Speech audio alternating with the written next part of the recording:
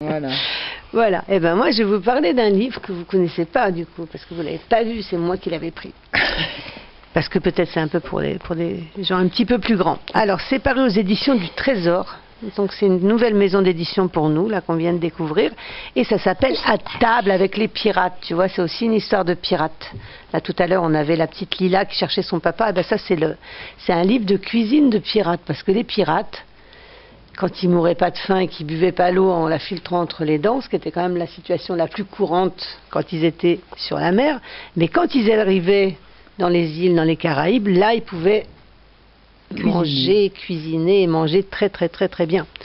Et donc là évidemment c'est surtout des recettes des Caraïbes, on va dire des pays très chauds, et on a un certain nombre de recettes. D'abord il faut dire que c'est un très très joli livre dans lequel il y a des images représentant les recettes, mais il y a aussi des petits dessins. Donc on a d'un côté des photos qui représentent les recettes, mises en scène avec des tromblons et avec tout un tas de choses qui font penser aux pirates.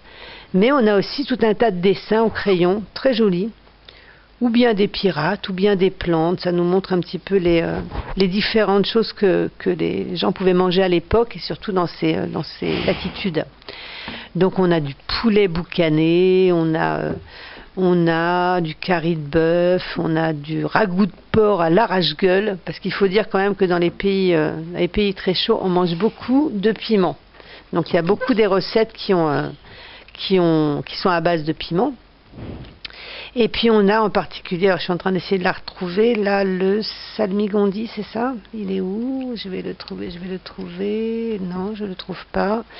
Enfin, c'est une recette dans laquelle en fait ils mettaient en gros tout ce qui leur tombait sous la main. Et donc je le trouve plus, peu importe, c'est pas très grave. Et alors ce qu'il y a surtout, c'est qu'en fait sur chaque page il y a la recette. Alors on nous dit que c'est pour 4 pirates à chaque fois. Donc il y a la recette, et puis il y a aussi toute la deuxième, donc la page elle est coupée en deux à chaque fois, et la deuxième partie en fait c'est des informations sur les pirates. Voilà, il est là, j'ai retrouvé mon salmigondi dans lequel il y avait combien d'ingrédients, je sais plus, mais beaucoup quoi. Donc après on a l'explication, donc là en l'occurrence ce que c'est qu'un salmigondi. Alors c'est une salade flibustière. Alors dans la salade il y avait quand même de la tortue, du porc, du poulet, du bœuf salé, du jambon, du canard, du pigeon, etc., etc. Donc en fait en gros ce qui se passait, c'est que tout ce qui leur tombait sous la main, ils le coupaient en petits morceaux et ils le mettaient à mariner dans du vin et des épices.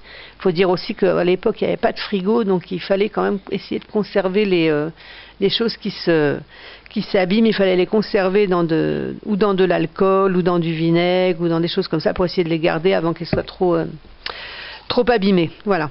Donc là, on a d'autres recettes évidemment. Donc à chaque fois, on a des recettes qui peuvent être faites chez nous, donc avec ce qu'on trouve. Par exemple, quand on nous parle du chou, vous savez ce que c'est le chou palmiste? Non, hein, vous savez pas ce que c'est. Eh ben, c'est ce qu'on appelle nous du cœur de palmier, ce que vous savez sans doute pas non plus ce que c'est. C'est en fait le palmier, c'est un arbre. Et on mangeait juste le cœur de l'arbre, vous vous rendez compte? Donc pour manger une salade de cœur de palmier, donc de chou palmiste, il fallait couper un arbre entier.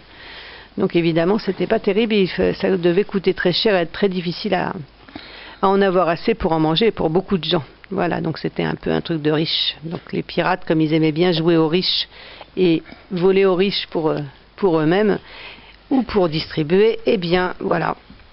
Donc c'était une des recettes qu'ils aimaient bien. Voilà, donc c'est un très joli livre.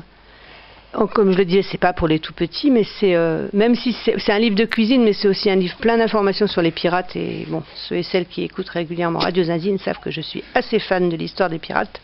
Donc voilà, donc un beau livre. Ça s'appelle À table avec les pirates. Il y a 15 recettes et c'est paru aux éditions du Trésor.